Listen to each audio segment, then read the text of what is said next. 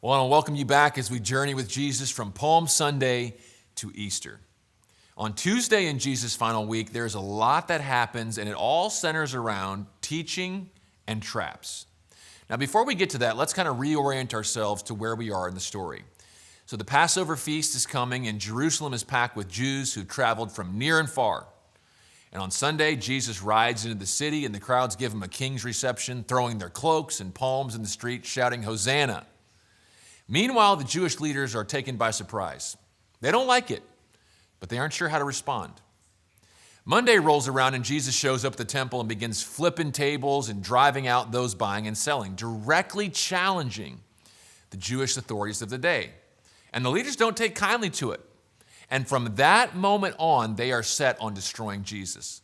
But the common people, they love it. This is what the Messiah is supposed to do: shake things up, make things right.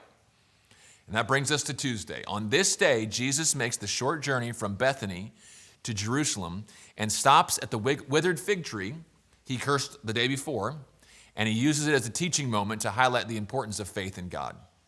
Then he heads to the temple where the religious authorities, the chief priests, the scribes, and the elders confront him, in essence saying, "Who do you think you are, rolling in here, tossing tables and chairs?" And Jesus turns kind of the tables on them again and silences them with the question they aren't able to answer. Then he adds fuel to the fire and follows it up with a series of parables: the parable of the two sons, the parable of the tenants, and the parable of the wedding feast, each one condemning and exposing the wickedness and hypocrisy of the Jewish leaders. And this infuriates them, but they can't openly arrest him because it would send the crowds into an uproar. So they resort to a different tactic, trying to trap him in his words, to make him incriminate himself. And we find that three groups come and try to do this. So trap one involves the Pharisees and the Herodians. They ask, is it lawful to pay taxes to Caesar or not? It's a trap because if he says yes, he loses the support of the crowds who hope to see him overthrow Rome. If he answers no, well, that's revolt against Rome. On the surface, it's a lose-lose, but Jesus sidesteps with a both-and answer that completely silences the Pharisees and Herodians. Trap 2 involves the Sadducees. The Sadducees were a Jewish sect that denied the resurrection, and they ask a question about the resurrection that's designed to make Jesus look crazy. But Jesus' adept answer, again, he evades the trap. And then trap 3 kind of involves an expert in the law who, at the behest of the Pharisees, tests Jesus on what is the greatest commandment. And Jesus quotes from the Old Testament and says it's love for God and love for others. But then Jesus goes on the offensive and launches into a critique, and Matthew records 7 woes, which are 7 rebukes to the religious leaders.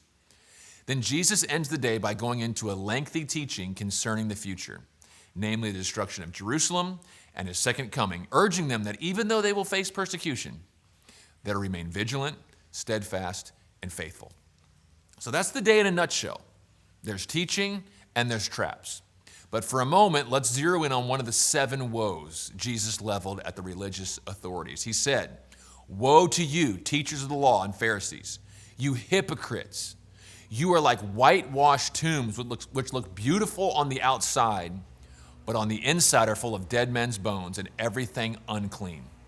In the same way, on the outside you appear to people as righteous, but on the inside you're full of hypocrisy and wickedness." You know, several years back, I was at a retreat with the students of our church, and one of the students I brought was a senior in high school named Preston. And Preston loved basketball. So anytime there was free time or after chapels at night, he was in the gym playing ball. He would play until lights out. So one night, Preston comes into the cabin. It's close to midnight, and you can tell he's been playing basketball because he's still breathing hard and he's drenched in sweat. And I watched as he takes his shoes off and just hops straight into his sleeping bag with all of his sweaty clothes and socks on. Now I'm watching this and I'm like, okay, that's kind of nasty, but whatever. I guess it's cool. I guess he'll just take a shower in the morning. So next morning, Preston wakes up, hops out of bed, and instead of heading to the showers, he throws a pair of jeans on over his nasty basketball shorts he'd worn the night before, and then pulls out some Axe deodorant spray and just goes, then just walks out. No shower, just straight Axe. Now I went to Preston and I was like, bro, You know Axe spray doesn't actually make you clean, right? Like, you know it didn't wash the sweat off. And he said, doesn't matter as long as I smell good. Now, to my knowledge, Preston never showered the whole weekend. He let Axe spray replace actually taking a shower. And in a way, this is what the Pharisees were doing. All they cared about was how they appeared to people. They were more concerned with the outward appearance than they were with the inward condition. This is why Jesus says, you're like whitewashed tombs, which look beautiful on the outside, but on the inside are full of hypocrisy and wickedness. And this isn't just something the Pharisees needed to hear. I think it's something we need to hear as well. Because sometimes when it comes to Jesus, we can think it's all about looking the part, going to church on Sunday, drop a little money in the offering, glad hand a few people in the lobby, look the part. But recognize Jesus didn't come so we could pose and put on a religious front. He came to save us and completely transform us from the inside out. So question for you today, where do you tend to put more emphasis? Outward appearance or inward condition? Are there areas of your life where you've been content to mask the problem instead of allowing God to cleanse you from the inside out? Take a moment today and pause and reflect and invite God afresh to transform you from the inside out. Thanks for joining me today.